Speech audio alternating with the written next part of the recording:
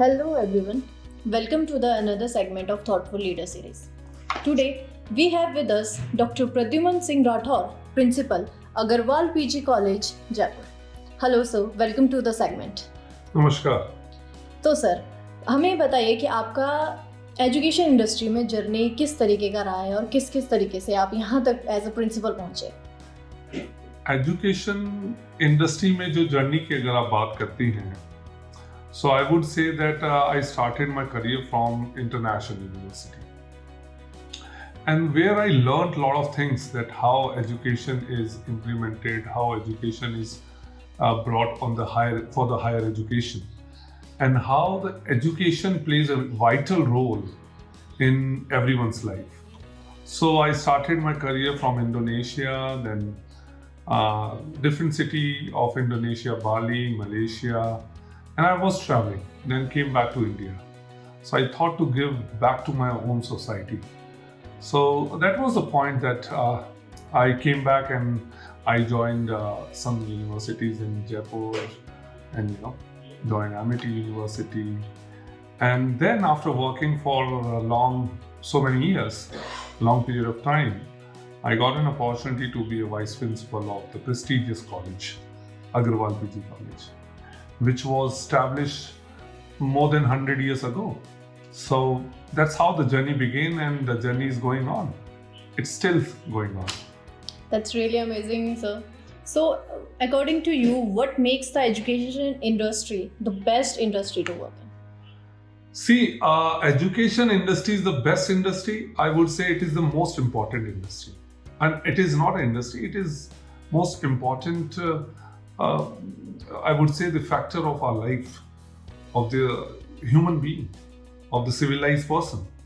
And actually, I would say that in history, that Gurukul used to be there. And, so people used to go to Gurukuls and madrasas and all the different places according to the religious way. And after some time, then it came into the universities in the Western culture. Like we have the schools and we have the universities. So we say that education plays a vital role to build your career, to build your character, I would say. So education is the major part of all human beings, and it has to be. Education doesn't refer to the bookish knowledge. Education refers to so many things, that how do you have to behave, how do you have to handle the juniors, how do you have to treat your seniors, how do you have to behave as a civilized person in the society where you live, because for living you need a society, right? So in that society we live, and we have to learn something to live in that society. So that is, education plays crucial role to become the good character. So I would say that it is not industry, it is the most important stage, or I would say the factor or aspect of the personality of all the human beings. So like we learn so many sanskars, we learn so many rules and regulations as per our religions, as per our caste, but those things also are related to the education. So it is not just you become an engineer or doctor, it is everything, where you learn how to sit, where you learn how to behave in your home also. So education is a vast, I would say. So it is not industry, and it plays a very important role, as I said. Beside that, nowadays people are focusing only on getting the degrees and diplomas. So मैं कहना चाहता हूँ कि degree diploma पे अगर हम focus करते हैं तो वो सिर्फ आपको लिटरेट बनाता है, लेकिन एजुकेशन आपको एक सिविलाइज्ड जब आप पूरे बन जाते हैं तो आपको कहते हैं कि आप एजुकेटेड हो चुके हैं. Definitely, sir. It's like education is not only for the degree or the diploma or for the certificate. Yes. It's a like daily curriculum that you do. See, if people do not have the degree diplomas, you cannot say they are not educated. Definitely. They have been learning for entire their life. Yes. And they have been learning in their society, in their friend circle, in their businesses, in their jobs where they're working. So in their family also. So we learn every day, and there are some civic certain rules and regulations which we learn, and we follow those rules and regulations. We gain the knowledge, we spread the knowledge. So this is how the education plays an important role. So, sir, what's your philosophy of leadership, and how would you describe your leadership style? Oh, it's most interesting that point you have touched. Leadership is, I would say that it is, everyone is a leader. It is a different perspective, but I say that everyone has some leadership qualities, or everyone has to behave as a leader in their own personal life. Person has to be a true leader. And who are the true leaders? A person who is leading. Suppose we say in our family the father leads, or if there's no father, the brother leads, or sometimes we say our mother leads. So they're the different aspects. If you say the whole household things, your mother is leading. If you say for managing things, or taking some important decisions, your grandfather, your father is leading. Yeah. Sometimes nowadays we notice that kids also lead, right?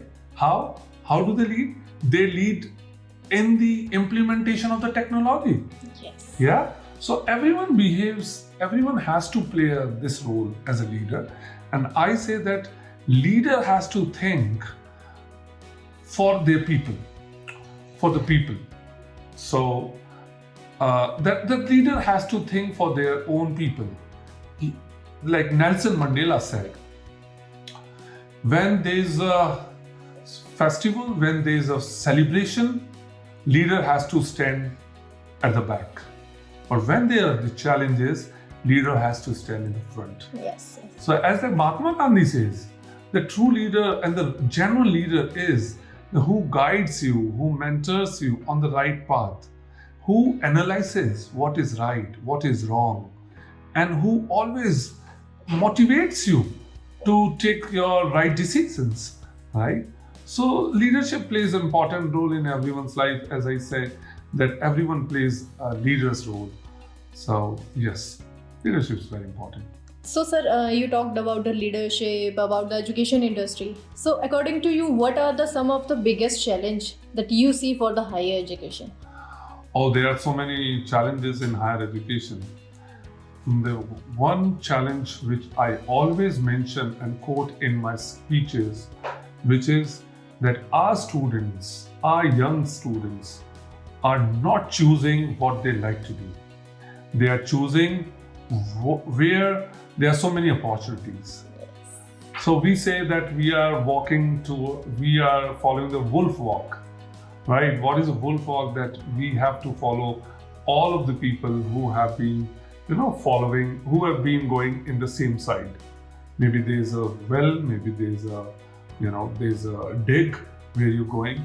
So it plays a very important role. It is a crucial, and how it is significant that this is very important. What do you have to choose for what you have been born? Suppose if I like to play cricket, if I like to do some exercise, there are so many courses regarding the exercise or regarding the sports. Nowadays there are so many sports management, sports coaches. There are so many different options. But in India, I say, people have to choose what they really feel to do from their bottom of heart, what they desire to do, and what are their characteristics. So they're choosing where the opportunities are higher. They're choosing that let's become the doctor, let's choose the medicine. It's not correct. You're not born for becoming the doctor. Maybe you are born to become the engineer, or maybe you're born to become the sportsman. Because, the Britishers ruled us for so many years. And we have the setup of mind to, make the arrangement of bread and butter. So that is the most important thing. So we think that where the more job opportunities, we should go in that way. So many people do MBA, so many people going for the BBA and BCA. Bachelor's of Computer Application. Why do they do? Because see, if I'll do the BCA, I'll get a job. And there's so many. My cousin is doing BCA. My elder brother has done BCA. My friend is doing BCA. So let's do the BCA. It's not correct. Maybe you have a different personality aspects. Maybe you have a different characteristics. Yes. Maybe you can perform as a businessman. Why are you choosing a BCA or why are you choosing a particular subject? So that is the most biggest challenge, that our students are not choosing what they really feel to do, what they have actually the characteristics, what they have the traits, what they have the skills. So that's the biggest challenge. Yes, sir. So, sir, you talked about the challenges and the wolf walk. Any feedback you would like to share with the new generation coming forward? Feedback? Yes, sir.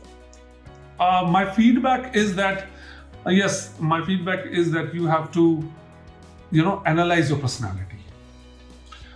You have to do the SWOT analysis of your own personality. What are your strengths? What are your weaknesses? And what can be opportunities for you as per your strengths?